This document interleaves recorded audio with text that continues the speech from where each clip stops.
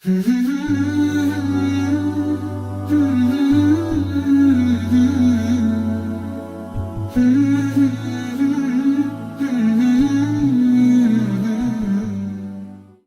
disebutkan juga oleh Syekh Abu Bakar rahimahullah, kedua mata Ali radhiyallahu anhu yang sakit pada saat perang Khaybar. Ini juga riwayat Bukhari Muslim. Rasulullah SAW sedang mengepung benteng Khaybar ini 43 hari, dan mereka punya lebih dari 10 benteng. Yang benteng pertama aja belum bisa ditembus, 43 hari dikepung. Dan muslimin kewalahan. Kenapa? Karena benteng mereka tinggi dan mereka tidak berani keluar berhadapan. Mereka cuma tahu tiap hari melempar anak panah ke arah pasukan muslimin. Muslimin cuma capek menangkis, gitu kan. Mau maju gimana caranya? Kadang-kadang kalau sudah anak panah lagi banyak diserang, dilemparin, tiba-tiba pintu gerbang terbuka, keluar pasukan mereka menyerang muslimin. Terdesak sampai mereka tiba di kediaman Nabi SAW, lalu mereka kembali lagi. Begitu kerjanya hampir tiap hari. 43 hari muslimin ada yang jadi korban, susah nih, gimana? Maka Nabi SAW mengatakan pada malam itu, dalam riwayat Bukhari, saya akan memberikan bendera besok kepada seseorang yang Allah mencintai dan dia pun mencintai Allah. Dia mencintai Allah dan Rasulnya, Allah Rasul mencintainya. Dan Allah akan membuka benteng Khaybar di tangannya. Maka kata Umar bin Khattab, pada malam itu kami semua tidak bisa tidur, berharap kami dan ditunjuk, karena ini ada jaminan dia mencintai Allah dan Rasulnya, Allah dan Rasulnya juga mencintainya. Ini sebuah jaminan yang luar biasa, gitu. Maka keesokan paginya Nabi SAW bertanya, kata Umar, saya tidak pernah berharap mendapatkan imarah itu kayak kerajaan, menjadi seorang pemimpin, kecuali malam itu, karena ada jaminan tadi itu. Maka keesokan paginya Nabi sholat subuh, kata Nabi SAW, mana Ali bin Abi Thalib? Waktu itu Ali bin Abi Thalib kena penyakit, matanya buram, bengkak. Dalam riwayat dikatakan waktu Ali ditanya, ada apa wahai Ali? Kata Zubair, ada di kemahnya ya Rasulullah, matanya jadi sakit, panggil. Waktu datang kata Nabi SAW, ada apa Ali? Dia bilang, ya Rasulullah, saya tidak bisa lihat apapun, tidak putih, tidak hitam, bengkak, tidak kelihatan apa-apa sama sekali. Maka Nabi SAW waktu itu meludahi mata Ali radhiyallahu anhu dan akhirnya sembuh. Waktu sembuh dikasih bendera, dan ini hanya ludahnya Nabi SAW. Jangan lagi bawa-bawa ludah antum.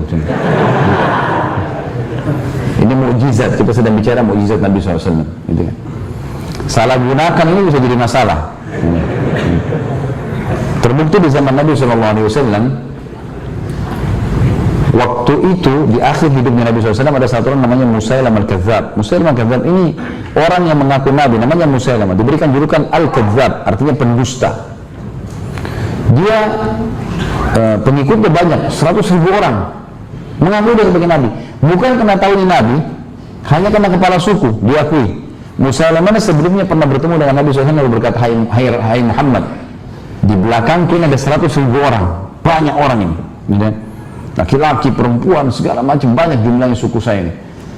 Saya mau beriman, dan mereka masih beriman semuanya kepadamu, tapi dengan syarat, kalau kau meninggal hai Muhammad, pastikan saya penggantimu.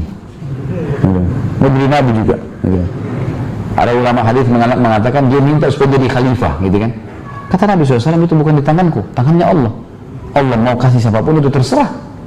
Dia bilang, hai Muhammad, 100.000 orang, lalu kemudian kau tidak mau menunjuk saya sebagai penggantimu. Dia pulang ke sukunya, dia tidak mau beriman.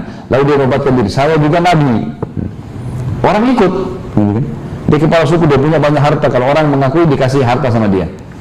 Ringkas cerita, Nabi SAW dalam hadis Bukhari pernah didatangi oleh orang-orang Ansar. Lalu kemudian orang Ansar ini menggali sumur sudah lama, airnya tawar, airnya asin. Kemudian mereka datang ke Nabi SAW, sudah digali, asin, pindah ke tanah sebelah, gali lagi, asin, terus begitu. Kata mereka, kita datang ke Nabi SAW, tanya, ya Rasulullah, kami gali sumur sampai berapa tempat? 4-5 tempat, semuanya asin, tolong Anda lihat. Nabi SAW pun datang, kemudian beliau berdoa lalu meludah di sumur itu. Meludah, akhirnya berubah dari asin menjadi tawar. Dan ini sekali lagi ludahnya siapa? Nabi SAW. Perhatikan kalau antum mau coba-coba salah nih, saya sampaikan. Rupanya pengikutnya Musailamah al-Kadzdzab dengar, lalu dia bilang, pengikutnya bilang, wahai Nabi kami Musailamah. Itu Nabi yang di Hijaz, Nabi yang di Madinah itu, dia ludahin sumur asin jadi tawar. Ini ada sumur kami tawar, coba kau ludahin, siapa tahu jadi manis. Maka Musailamah pun menunjukkan kehebatannya, datang ke sumur itu, lalu dia kumat kamit begitu, lalu dia meludah, tiba-tiba sumur itu berubah baunya lebih busuk daripada bau kencing keledai. Begitu dalam riwayat. Jadi hati-hati, jangan coba-cobain. Mukjizat Nabi SAW ini. Pernah terjadi juga anak-anak lahir, kalau anak-anak baru lahir di Madinah, selalu dibawa ke Nabi SAW. Lalu Nabi SAW doain, ditahmik, ya. Orang tuanya itu didoakan, ya. Seperti kalau antum sudah tahu, alhamdulillah. Kalau belum tahu, doanya ada. Kalau orang baru dapat anak, kita doakan, ya. Barakallahu laka fi mauhubin laka wa syakartal wahid wa balaga asyuddah. Itu kalau laki-laki, ya. Barakallahu laka fi mauhubin laka, semoga Allah berkahi apa yang kamu dikasih dari kelahiran bayi ini. Wa syakartal wahid, dan semoga kau bersyukur kepada Allah pemberi atas nikmat ini. Wa balaga asyuddah, dan semoga dia tumbuh besar dalam kesalehan, ya. Kalau perempuan, barakallahu laka fi mauhubatin laka, mauhubatin pakai tak, nanti kan. Wa syakartal wahid wa balagat asyuddaha. Jadi yang didoakan tentunya. Nabi SAW sering mendoakan orang kalau datang, ya, bawa anaknya. Kemudian Nabi SAW mentahniknya, mengambil kunyahan kurma lalu menyampaikan di langit-langit, gitu kan. Langit-langitnya ditempelkan sedikit kurma yang dikunyah oleh orang soleh atau orang tuanya. Kemudian Nabi SAW mengelus kepalanya. Nah, setiap bayi dielus kepalanya oleh Nabi SAW pasti subur rambutnya. Begitu dielus, subur rambutnya bayi itu. Nah, pada satu waktu ada anak bayi rambutnya tipis. Nabi SAW doakan orang tuanya, ditahnik, dielus, subur rambutnya tiba-tiba.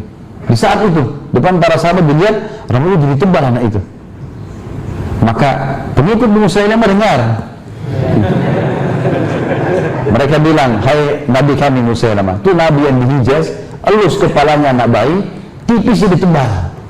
Ini ada bayi kami rambutnya sudah tebal, coba kau elus, siapa tahu lebih bagus gitu.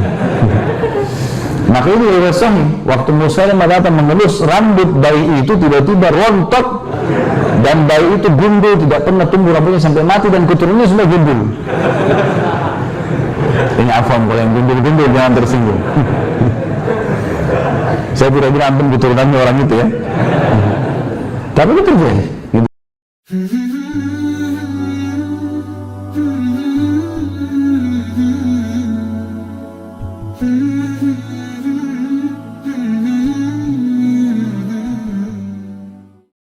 Mm-hmm.